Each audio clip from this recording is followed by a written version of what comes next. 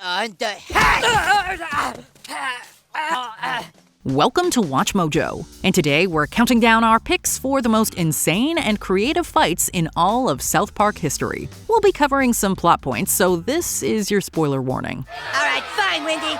I'll fight you. Number 30, Jennifer Lopez versus Jennifer Lopez. Back in 2003, South Park did a whole episode around Cartman pretending his hand was Jennifer Lopez. Mocking the singer, he spouts off countless Latin stereotypes, and even recorded a music video of her singing. The whole gag goes way overboard when the real J-Lo loses her record deal to Cartman. When she comes to town, we're treated to a quick, albeit entertaining fight between Eric's hand and the real deal. With a handful of slaps, pun intended, we can't help but chuckle at how over the top the entire thing is. I'm sorry.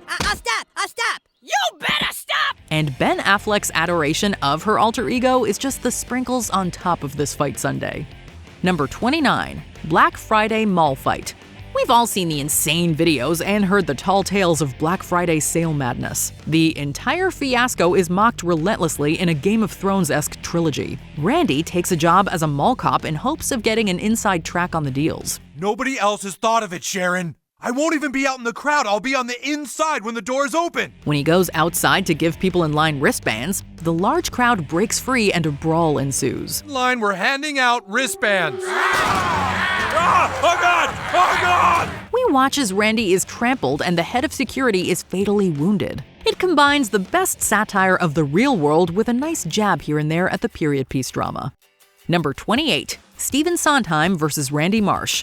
Randy finds himself creating a Broadway musical after experiencing an enjoyable reward from Sharon after a show in Denver. This draws the ire of the New York Broadway elites. They try to convince him to be far less literal with his songs, but he ignores them. This brings us to a fight between Stephen Sondheim and Randy.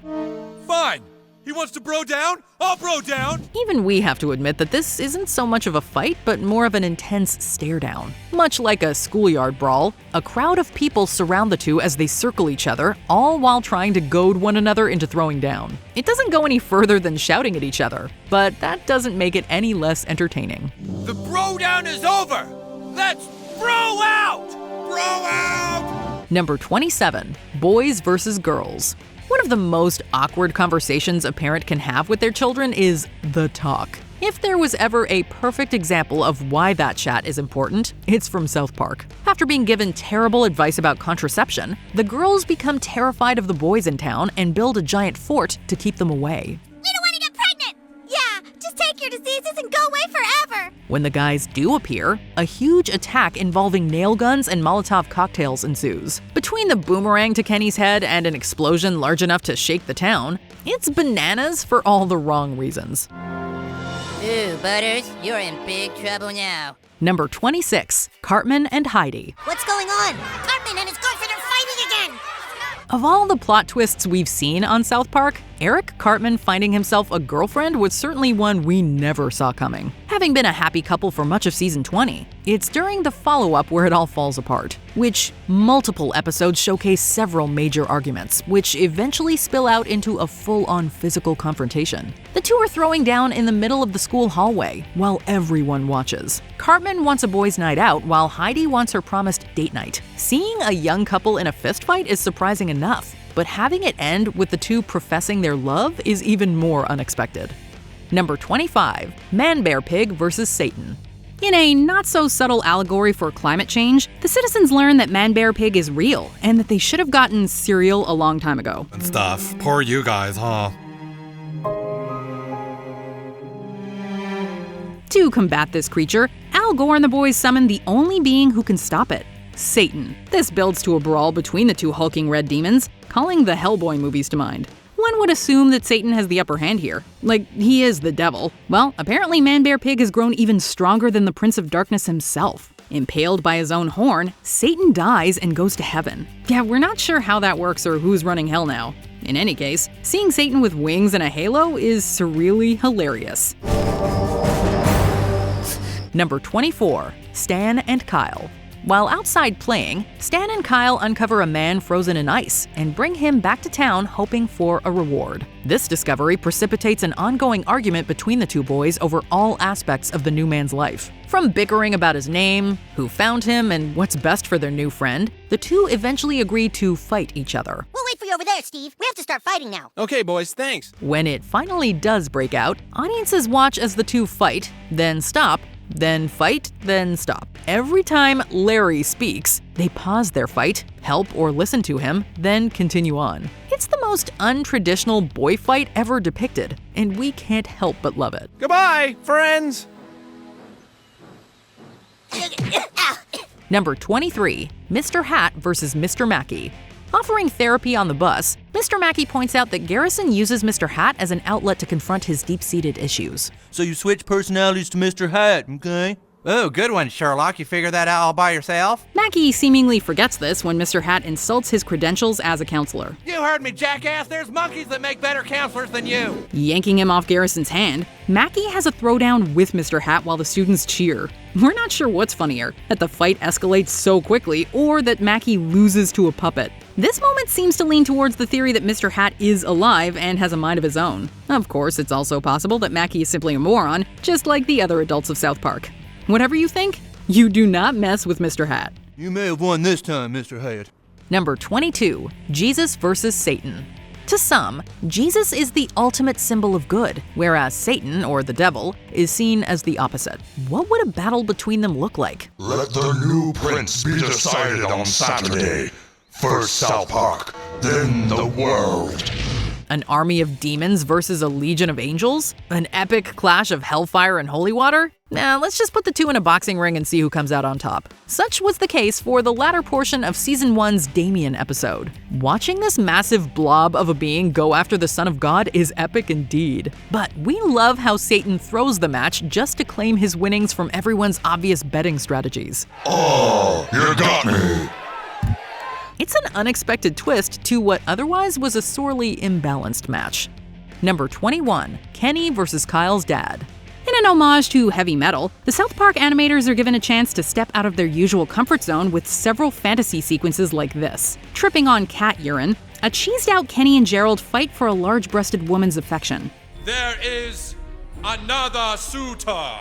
The two go head-to-head in a gladiator coliseum that really should have been censored. The same can be said about their weapons, which include suggestive jousting lances, swords, and battle axes. The fact that Gerald is only wearing his underwear does not help. In reality, Kenny and Gerald are actually just having a scuffle in a sandbox as onlookers awkwardly watch. Dad?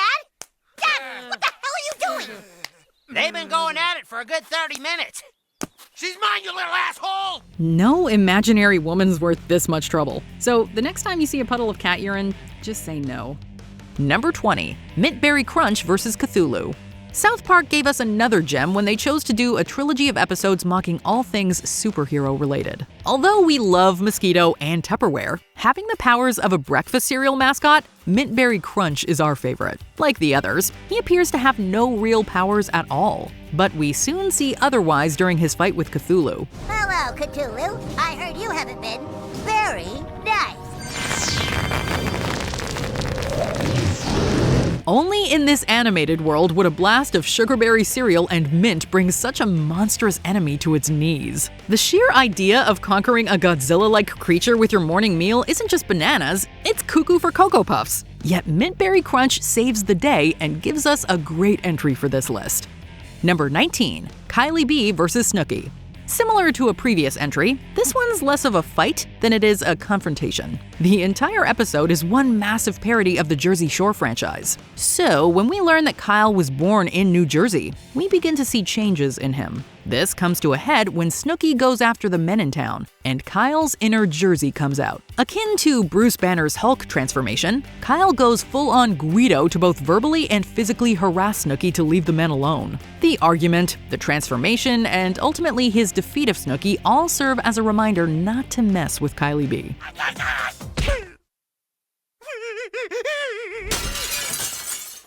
Number 18, Lemi Winks versus WikiLeaks. Lemi Winks acts like a regular gerbil, and to a certain extent, he is. Nevertheless, Lemmy Winks frequently finds himself wrapped up in extraordinary circumstances. When gossip is being shared online, the culprit is revealed to be Lemmy Winks' brother, a rat named WikiLeaks. The creature doing this, Lemmy Winks, is your brother, WikiLeaks. Did this episode steal a page from The Secret of Nim 2? It's up to the Gerbil King to stop the dastardly rat. What's built up as a battle for the ages comes down to a couple of rodents succumbing to their animal instincts. The epic build-up makes the low-key payoff all the more priceless. The Frog King's commentary also never fails to crack us up. Lemmy Winks emerges victorious, and not even Bass to Mouth can save WikiLeaks. Lemmy Winks doesn't appear very devastated, however. How does it feel to have killed your own brother? Lemmy Winks? Number 17. Coon vs. Coon and Friends. In addition to superhero movies, the Coon trilogy parodies A Clockwork Orange in this jaw-dropping scene. Lining up for a group shot, Coon and Friends walk down the street in slow motion. At the drop of a hat, though, the Coon goes from marching like Superman to kicking Mosquito like Alex DeLarge. A coon must know when to defend itself. The others are every bit as shocked as the audience, with Mintberry Crunch also getting caught in the crossfire. The attack seemingly comes out of nowhere. Of course, the same can be said about the violent scene that's being recreated.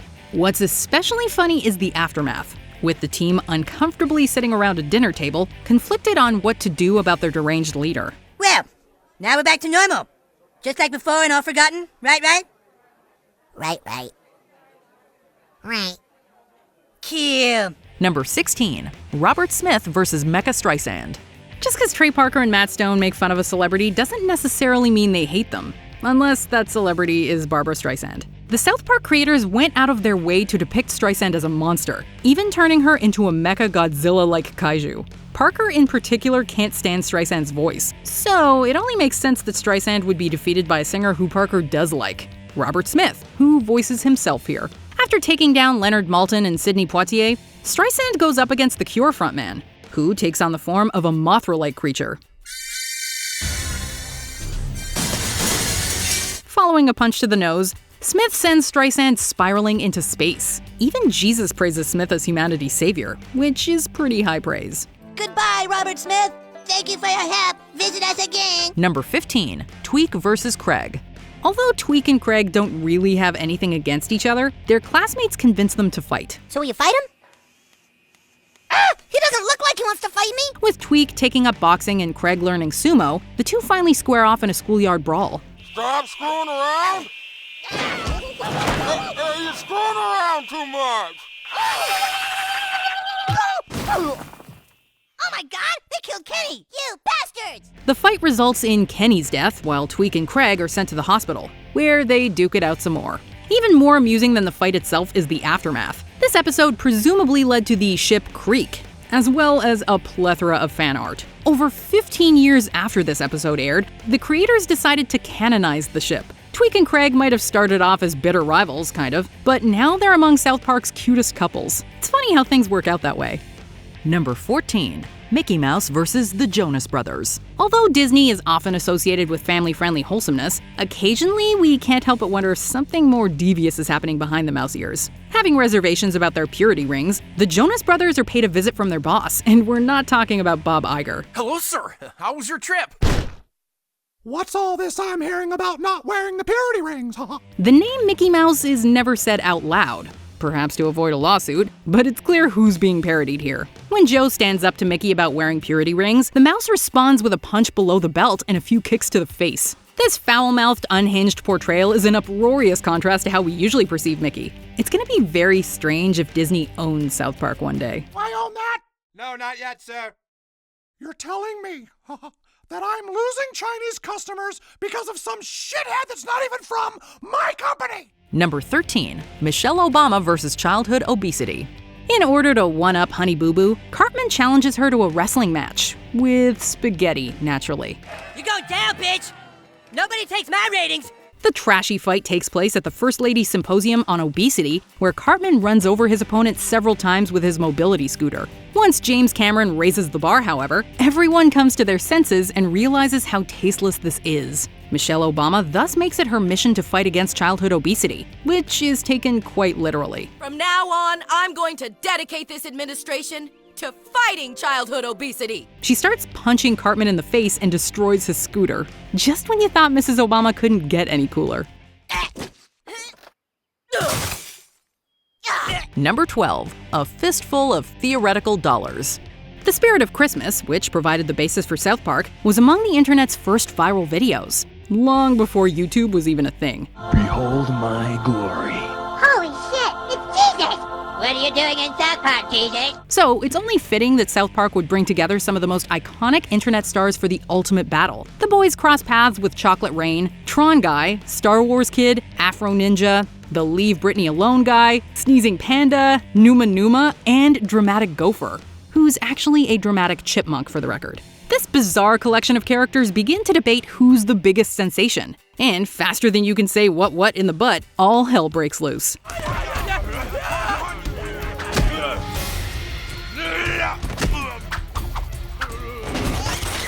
Judging from the bloody outcome, Laughing Baby and Lonely Girl 15 are the only ones who may have survived. Number 11. Cartman vs. Kyle.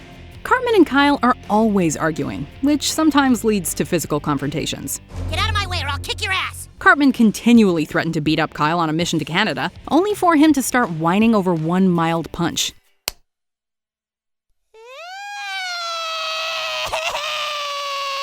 Though punches were also thrown when Cartman purposely gave Kyle HIV, their rivalry was arguably more appropriately represented in their earlier fight over Family Guy. Although it looks like a heated battle is about to commence, we're suddenly reminded that Kyle and Cartman are just little boys. Thus, their fight mainly consists of slapping and timeouts. Stop it! Quit it! Good. Okay, time out. Nevertheless, the face-off takes them through the King of the Hill building and across the studio lot. Cartman seemingly secures his victory with a cheap shot, but Kyle has another animated kid in his corner.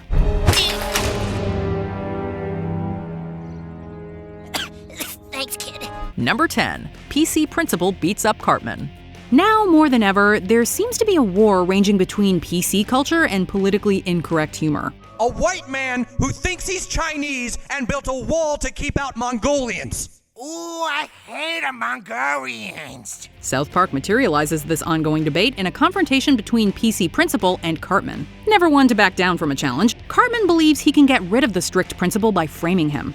His threats don't faze PC Principal, who's more outraged that Cartman used words like capiche and spokesman. You don't want to end up like the spokesman for Subway, do you? Did you just use a term that excludes women from an occupation? Okay, let's back up. Ah! Cartman's microaggressions spark a major backlash, with PC Principal slamming him against the bathroom wall. This isn't so much a fight as it is a one-sided beating that ends with Cartman in the hospital. If people could throw real punches on social media, we imagine that most arguments would look like this. Number 9. Russell Crowe vs. the World. Parker and Stone befriended Russell Crowe while they were picking up awards for Bigger, Longer, and Uncut. That didn't stop them from making fun of his infamous temper, however. In a crocodile hunter-like show, Crowe travels the world, picking fights for no good reason. When one fight gets cut short, Crowe takes out all of his rage on the editor. I mean, who do you think you are cutting one of my fighting scenes short? As extreme as this sounds, something similar reportedly occurred in real life when Crowe's poetry reading was cut from his BAFTA acceptance speech. Following the near death of his tugboat, Crowe decides to use his fighting gifts for something positive: fighting cancer. Unfortunately, he takes this too literally. Although he's portrayed as unbalanced and insecure, you may be surprised by Crowe's reaction to the episode. I think that they are very, very funny men, and I wish them Godspeed, and I hope they continue to do what they're doing. Number 8. Imagination Land Final Battle. Defend Castle Sunshine! How exactly do you describe a battle between virtually every good and evil character ever depicted? Smurfs, Cylons, Tron characters, Pinhead, Darth Maul, and even Popeye all get little tiny cameos in the final battle of the Imagination Land trilogy. Never in the history of television has fair use been pushed to the limit like it was here. But even beyond the countless characters, it's the use of Butter's imagination to fight back that makes this all the more entertaining. Who knew we needed an anthropomorphic tube of toothpaste attacking some killer cavities? Knowing this 3-part episode was meant to be a movie, we wish we could have seen more. Number 7. Cartman vs. Dr. David Nelson.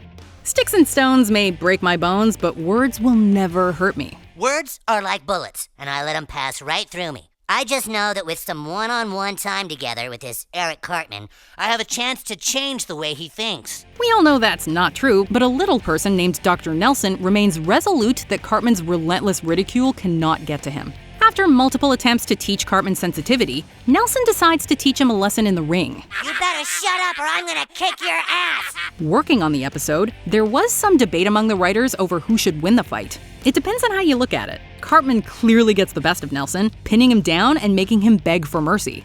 Say uncle! Nelson gets in the final punch though. This is good enough to satisfy Nelson, although Cartman still finds himself laughing uncontrollably at him. Point proven? I have proven my point!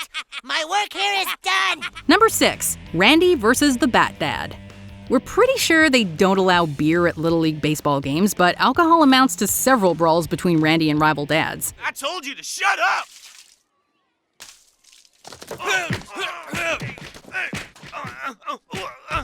When the South Park Cows make it to the championship, Randy sees it as his big shot at a non-existent title. Although Randy is initially intimidated by his trash-talking opponent, the Bat Dad, he musters up the courage and the booze to duke it out. Come on, South Park! These kids can't play! In fact, these kids are terrible! Their big showdown is like the climax of Rocky, albeit with 2 drunken jackasses instead. The brawl costs South Park the game, but all that matters is that Randy went the distance, we guess. Hey, Bat Dad. I didn't hear no bell. Few things are funnier than seeing Randy in his underpants being carted off by the police, proclaiming, I thought this was America! Number 5, Let's Fighting Love. When you're a kid, simply playing in the backyard can feel more epic than it actually is. This is cleverly personified in this episode, which mixes the traditional South Park style with anime action. With my Tonfa of Takanawa, I become the great and powerful ninja Shadow Hachi, born to fight evil and people I don't like. Things get real, however, when Kenny throws a ninja Death Star at Butters' eye. Fearing that Butters will rat them out for playing with ninja weapons, the boys try taking him to the vet, only to be confronted by Craig, Tolkien, Clyde, and Jimmy. Aha! There you are! You guys thought you were so cool, didn't you? Well, look at what we got! A ninja battle ensues, complete with a theme song that you probably won't entirely understand without subtitles. Hey, hey, let's go, Kinkatsuru!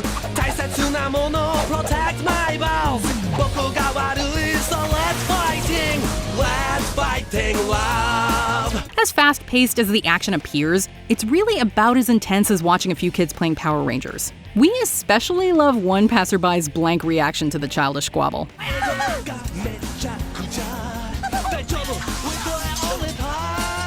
Number 4, Pwned. Like the aforementioned ninja battle, this fight provides an ingenious contrast between fantasy and reality, thanks in part to Blizzard Entertainment's cooperation. Oh my god! He killed Kenny! You bastard! In the world of Warcraft, the boys have become mighty warriors who are ready to take down the ultimate evil. Outside of the gaming realm, they've all let themselves go while their opponent has no life whatsoever. How do you kill that which has no life? As is the case with most great games, though, this fight gets us completely invested in what essentially boils down to 5 people sitting at their computers. Quick, we need Ben Gang!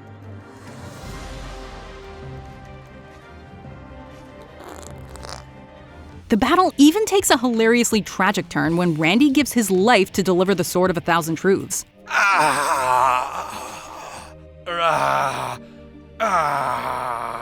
This gives them the edge needed to defeat the griefer, which is as gratifying as boss battles get. Looks like you're about to get pwned. Number 3, Wendy versus Cartman.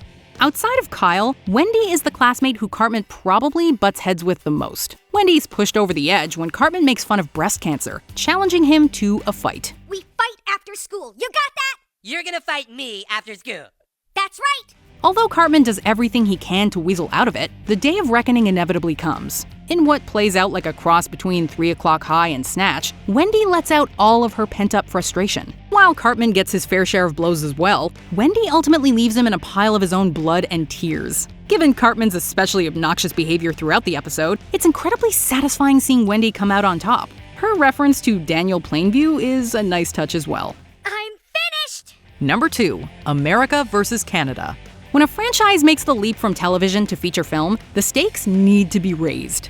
Bigger, Longer, and Uncut does exactly that, with an all-out war breaking out between America and Canada. Caught in the middle are the boys in a fight for free speech. While it doesn't skimp on the laughs, the battle is also surprisingly dramatic at times. Whereas most of the other fights on this list were relatively low risk, the whole world is put on the line here when Satan rises. And to think, all of them stemmed from a few kids saying bad words. Profanity saves the day though, as Cartman unleashes an electrifying tirade. His filthy mouth brings down Saddam Hussein, with a reformed Satan delivering the final blow. I have had enough of you!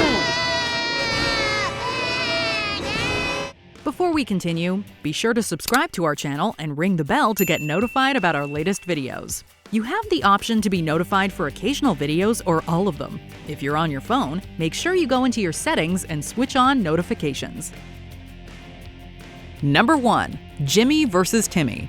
As one of the show's most famous moments, we'd be remiss if we didn't mention this fight. Despite being friends now, Timmy and Jimmy got off on the wrong foot. Timmy! Timmy! I'm living a lie! I'm living a lie! Timmy! Their initial rivalry climaxes with a street scuffle, which somehow manages to be both tense and drawn out. The clash mirrors Roddy Piper and Keith David's fistfight in They Live almost beat for beat. Since making their debuts, the reception towards Timmy and Jimmy has been largely positive. This is because most episodes focus on their capabilities, and nowhere is that more apparent than here. Timmy and Jimmy prove that even if you have a disability, you can still kick ass. Perhaps that's why this scene stands out, aside from the fact that it's hysterical.